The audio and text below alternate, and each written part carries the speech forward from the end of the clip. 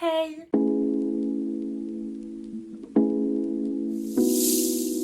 J'espère que vous allez bien, je suis trop contente de vous retrouver aujourd'hui dans une nouvelle vidéo un petit peu spéciale puisque je suis debout. Vous savez dorénavant ce que ça veut dire une vidéo debout, ça veut dire qu'on va forcément soit trier quelque chose, soit décorer quelque chose, soit faire un haul, bref, au bout d'un moment vous connaissez ma chaîne. Enfin si vous ne connaissez pas, n'oubliez pas de vous abonner et de mettre la petite cloche pour ne rater aucune de mes vidéos. On se retrouve aujourd'hui pour décorer tout ceci parce que je sais pas ce que vous en pensez mais ça manque de vie, clairement ça manque de vie, ça manque de déco, c'est vide quoi, genre c'est vide. Non sincèrement c'est vide. J'ai juste là un sac complet de déco que j'ai acheté ces derniers jours pour pouvoir enfin tout redécorer parce que ouais non là il y en a besoin clairement. Bon, je vais essayer de vous faire un petit inventaire de tout ce que j'ai acheté, mais globalement, il y en a beaucoup. Je vais retirer mon Mac de là, sinon je sens que je vais l'abîmer, je me connais. J'ai essayé d'acheter des choses relativement basiques, enfin qui font très simple, très minimaliste. J'ai pas essayé de prendre plein de couleurs. Non, je voulais faire très basique, surtout que maintenant ici ça va être l'arrière de mes vidéos puisque j'ai changé de fond de vidéo et du coup ce sera celui-ci.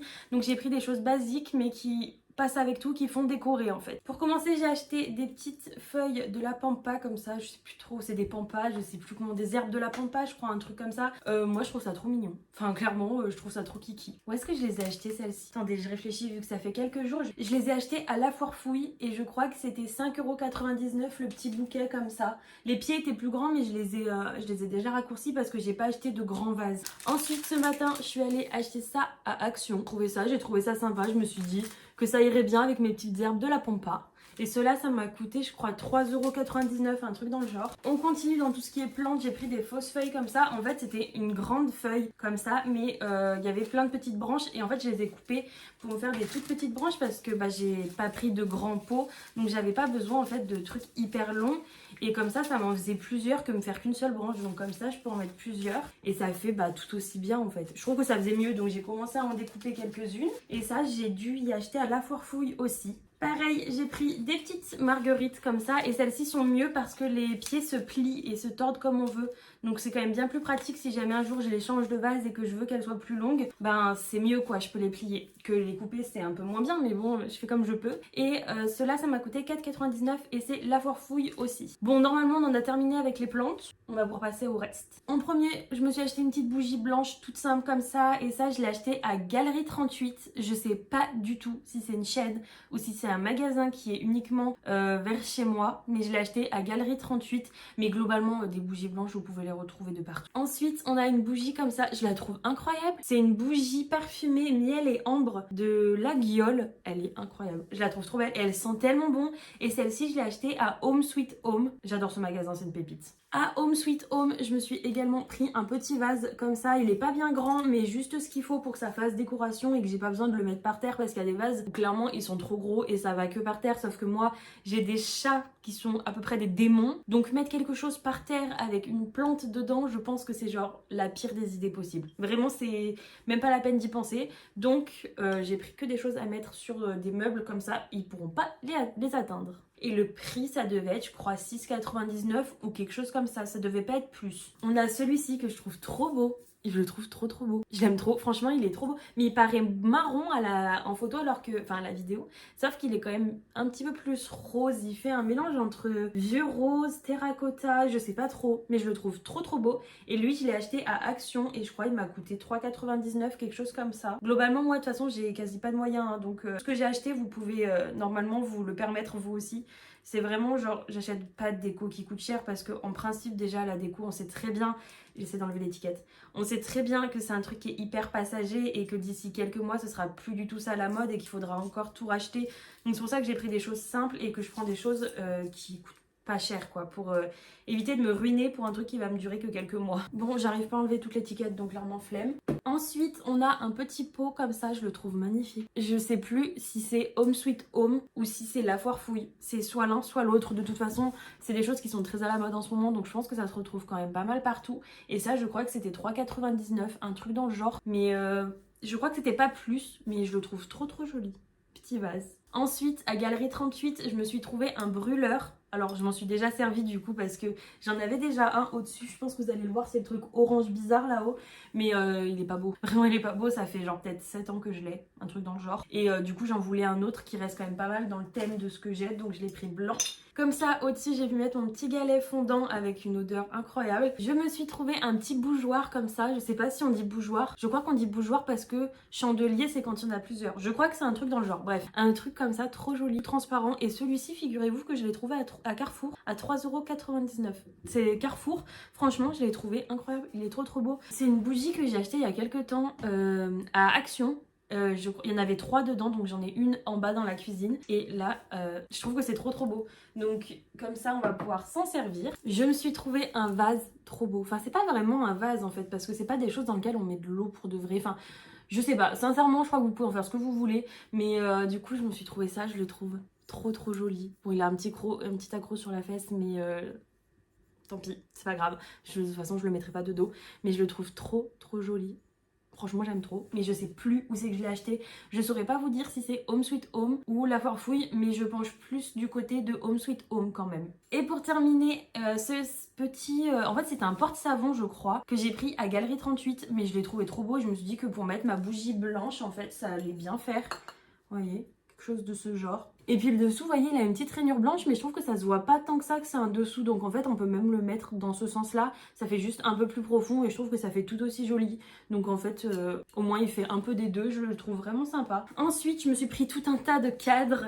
Je crois qu'il y en a 5 et je les ai tous pris à Action. C'était globalement le plus cher. Il m'a coûté, c'était lui, c'était 2,99 €. Et lui, c'était, je crois, 99 centimes les deux là. Les deux étaient à 99 centimes. Et eux, je crois, lui là, à 1,99 €. Je crois que globalement que c'était à peu près ça les prix. Mais clairement c'est tellement pas cher un cadre. Enfin chez Action du moins. Donc je suis contente. Et dedans en fait je vais y mettre des images que je vais imprimer de Pinterest. Parce que sinon il faudrait y commander sur internet des jolies images et tout. Mais je vous avoue que moi j'ai une imprimante. Donc j'ai pas envie d'acheter des... J'ai pas du tout envie d'acheter des affiches alors que je peux les imprimer moi-même. Enfin globalement je trouve que des cadres comme ça imprimés c'est très bien. J'ai également 2 cadres comme ça que j'ai repris, que j'avais dans ma maison. Lui, je pense qu'il ira pas du tout avec le thème. Mais je sais pas, je l'ai pris parce que je sais qu'il y avait rien dedans. Et celui-ci en bois. Celui-ci, voilà, je crois qu'ils viennent tous les deux aussi de Action. Il me semble que lui, je l'ai revu d'ailleurs tout à l'heure. Donc voilà. Et étant donné que je suis locataire, je ne vais pas pouvoir faire de trous dans le mur pour mettre tous ces cadres. Enfin, si, globalement, je pourrais. Il dirait rien parce qu'il est vraiment gentil. Mais j'ai pas du tout envie de reboucher tous les trous après. Donc, j'ai trouvé ça à Bureau Vallée. C'est des étiquettes pour coller des cadres en fait jusqu'à 5,4 kg. Donc en fait il en faut 4. En fait plus vous en mettez, bah évidemment plus ça tient de poids. Et vous pouvez mettre des cadres jusqu'à 45 cm. Enfin 45 par 60 cm. Il me semble que c'est quand même grand hein. Moi j'ai pas pris des aussi grands parce que je ne connaissais pas la force de ça. Mais si je vois que vraiment ça marche bien, je pourrais m'acheter d'autres cadres qui feront l'effet. Mais franchement ça avait l'air bien et ça m'a coûté 4 €. Donc en fait c'est des petites languettes adhésives. Je pensais pouvoir trouver ça dans les magasins de style... Tridôme, Bricocash, j'ai dit Mat, des trucs dans le genre. Je vous jure que j'y suis allée, je n'ai rien trouvé, j'y ai trouvé à Bureau Vallée. C'est genre le dernier endroit dans lequel je m'attendais à trouver des trucs pour le mur. Enfin, je sais pas. Vous me direz ce que vous en pensez en commentaire, mais pour moi, ça n'avait rien à faire là. Mais écoutez, ça m'a coûté 4 € les 4. Donc on va pouvoir mettre tous ces cadres et puis il va falloir que je prenne des dimensions et tout. Vous sentez venir le fait que ça va être tout pas droit, que ça va être... Oh, ça va être horrible. Je crois que ça va être horrible et je vais avoir besoin de mon copain. On verra. Au feeling. Et en plus d'ailleurs ça s'enlève sans laisser de traces, donc ça c'est hyper important aussi, parce que sinon clairement c'est pareil que si on avait fait des trous, s'il y a des traces et qu'il faut remettre de la peinture ou de la tapisserie, c'est chiant. Donc franchement j'ai hâte de tester et puis je vous dirai si ça tient bien ou pas. Je vais tout remettre dans le sac, comme ça on va pouvoir imprimer les images que j'ai choisies et comme ça j'ai les dimensions de mes cadres, je les laisse à côté de moi, comme ça je pourrai imprimer dans différentes dimensions et on va pouvoir tout imprimer. C'est parti. Je me suis rappelé qu'en même temps j'avais acheté ça à Action, ça m'a coûté 2,99 € et en fait c'est pour trancher les papiers tout droit si vous êtes comme moi et que vous n'êtes pas très doué avec un ciseau. En plus vous avez donc toutes les dimensions et tout, enfin franchement c'est une tuerie. Moi depuis que j'ai ça j'utilise plus que ça. Je crois qu'il y a ça aussi qui se déclipse pour faire une règle et donc du coup je vais découper la première affiche pour voir si c'est les bonnes dimensions. Vous voyez c'est tellement précis, c'est incroyable ce truc. Par contre si vous avez des choses sans bordure, parce que par exemple c'est tout blanc, c'est un peu plus galère mais c'est encore faisable. Regardez ça comme c'est propre, comme c'est net, en vrai comme c'est coupé tellement bien. Je vous jure ce truc est incroyable. Bon, on va ouvrir un cadre pour voir si j'ai coupé dans les bonnes dimensions ou pas.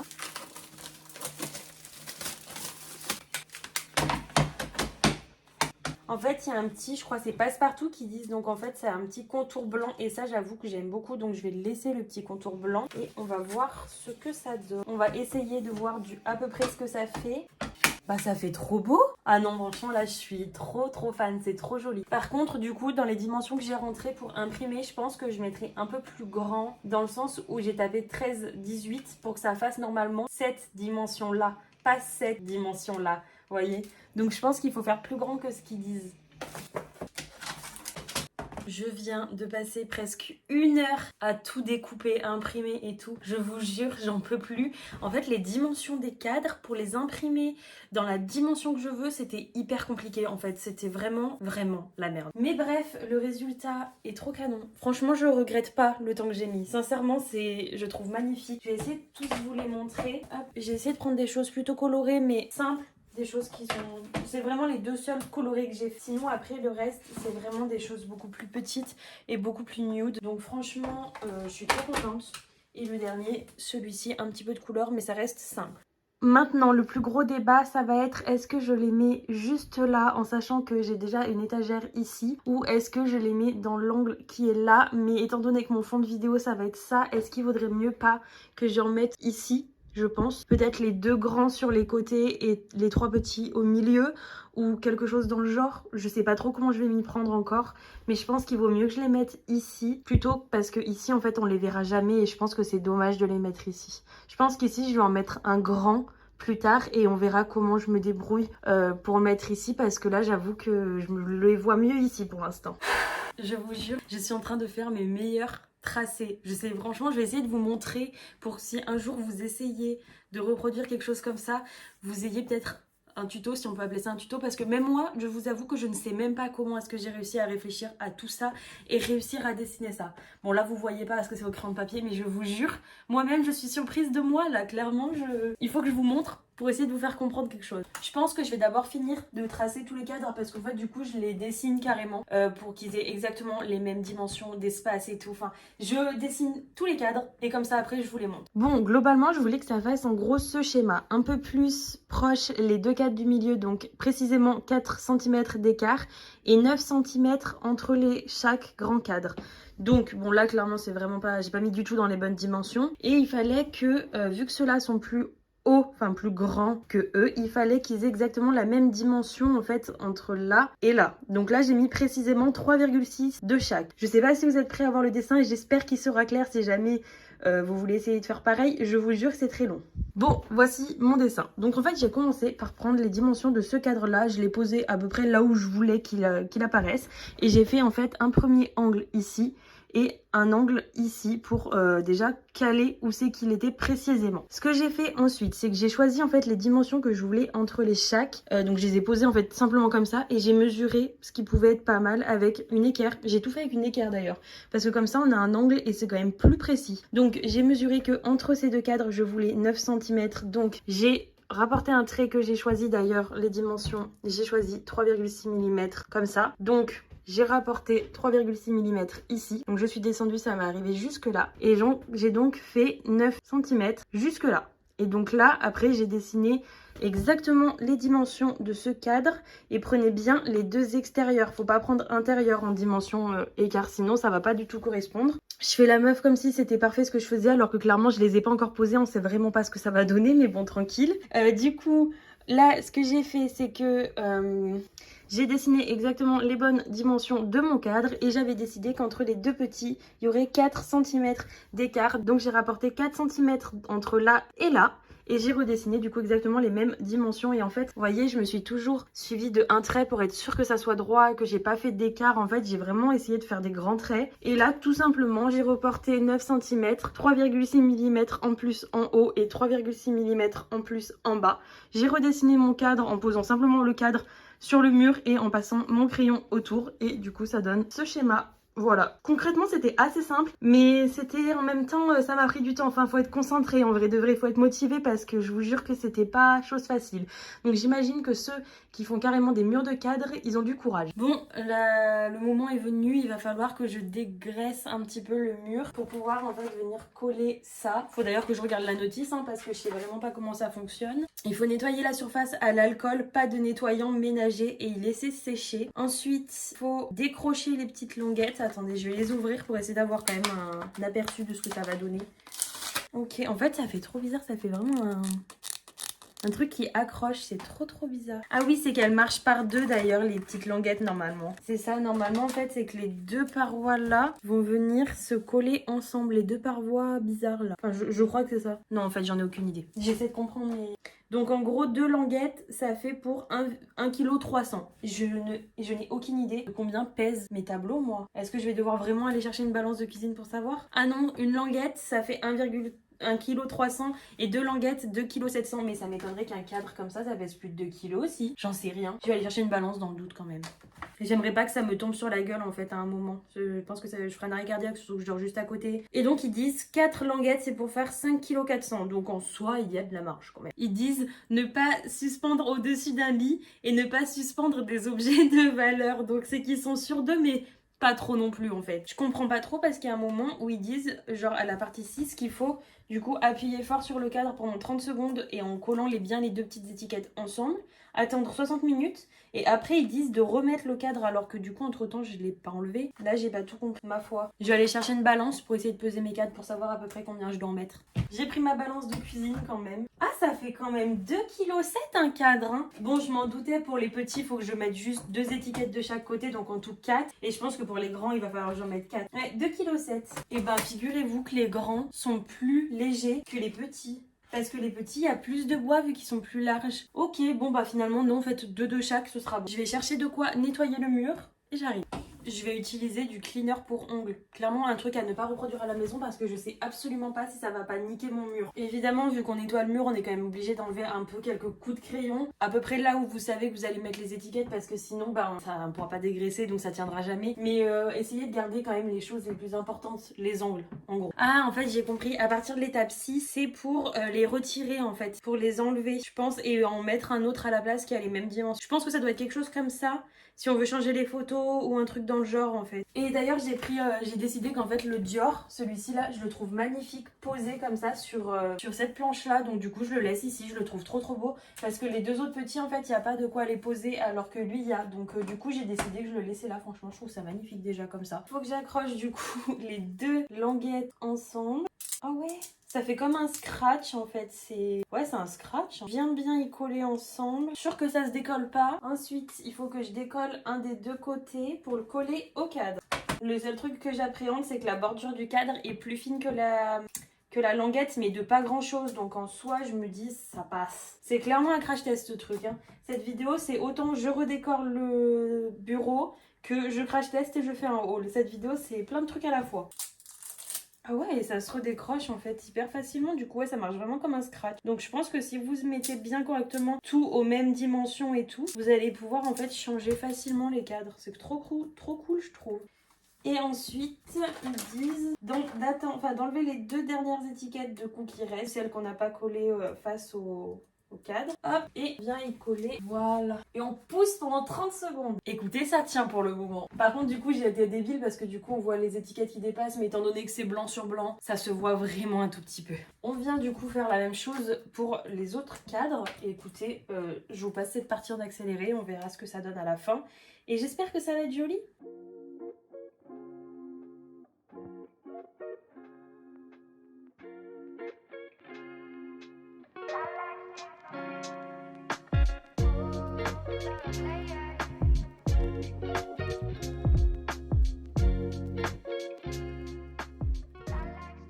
Je crois que je kiffe. Et franchement, c'est trop beau. Il y a juste celui-là qui, du coup, il y a un tout petit peu de travers. Je vais essayer de le descratcher. Attendez, je vais vous montrer. Voilà le résultat de loin. Franchement, je trouve ça trop beau. Faut juste que du coup, j'enlève tous les tracés et tout. Mais franchement, sinon, c'est trop joli. Par contre, vous voyez, j'ai pas du tout... C'est mon trépied qui est là. J'ai pas du tout centré par rapport à mon bureau. J'ai plus centré par rapport au mur. parce que du coup quand on rentre dans la pièce en fait plus face à la porte qui est derrière moi plutôt que vers le bureau, parce que sinon ça allait faire un gros vide là-bas. Donc j'ai préféré combler parce que du coup c'est un petit rajout de bureau ça pour toute ma papeterie. Donc du coup je trouve que c'est franchement sympa hein. Franchement j'adore. Du coup celui-ci qui était un tout petit peu tordu, j'ai pu le scratcher en fait et re-scratcher un tout petit peu plus haut pour qu'il soit vraiment de niveau. Et tout est droit, tout est nickel. Oh, je trouve ça magnifique. Franchement, je suis trop contente. Je vais pouvoir passer maintenant à toute la déco du bureau et de l'étagère qui est au-dessus. Et j'ai déjà à peu près mon idée. Je pense que je sais déjà à peu près ce que je vais faire. Déjà, je vais commencer par jeter toutes ces babioles.